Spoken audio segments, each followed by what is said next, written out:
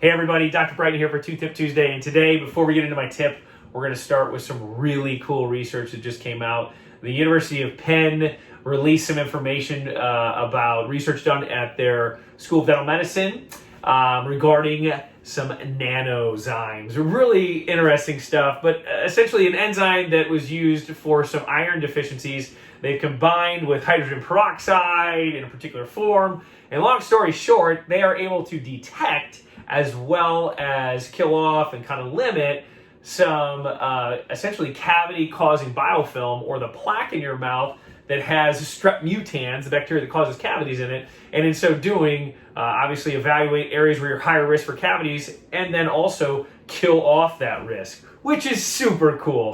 And I bring that up because at some point in time, that could be quite applicable to our day-to-day treatments and therapeutics for patients. And as you know, here at our dental office, if there's any kind of innovation or technology that's going to aid in patient care, that's something we try to embrace. If it's been proven to help patients, we're going to go for it. I mean, that's a big part of what we do in keeping our technologies up to date.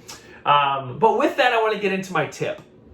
So as I read this information, I read this article, I thought to myself as we were nearing the Halloween season, and I'm thinking to myself that Thanksgiving isn't far off and Christmas after that, and we have all our high sugars in Halloween, and we got our baked goods with a lot of sugars in them, with cookies and all sorts of goodies for Thanksgiving and Christmas. And I thought to myself, one of the tips that I should give to my patients is, let's not forget some of the basics.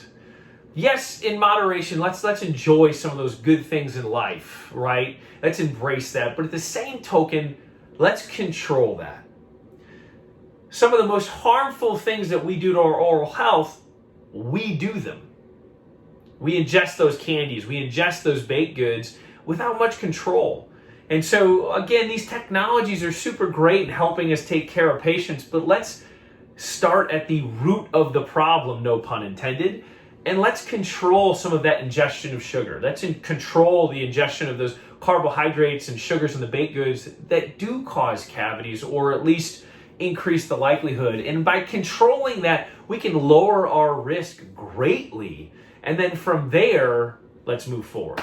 So that's my tip for you. As we've just gotten through the Halloween season, and there's still a lot of candy left in the house, I'm sure.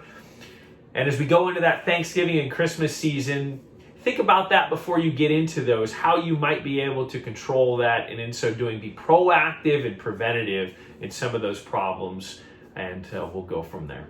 So that's my tip for you. I hope you find it helpful. Hopefully you find it encouraging too, maybe, as you get into these seasons. If you have any questions about any of this, please let me know. The article I referenced, for those of you that also might be some dental nerds out there, here it is if you want to look it up. Thanks so much for tuning in. Take care.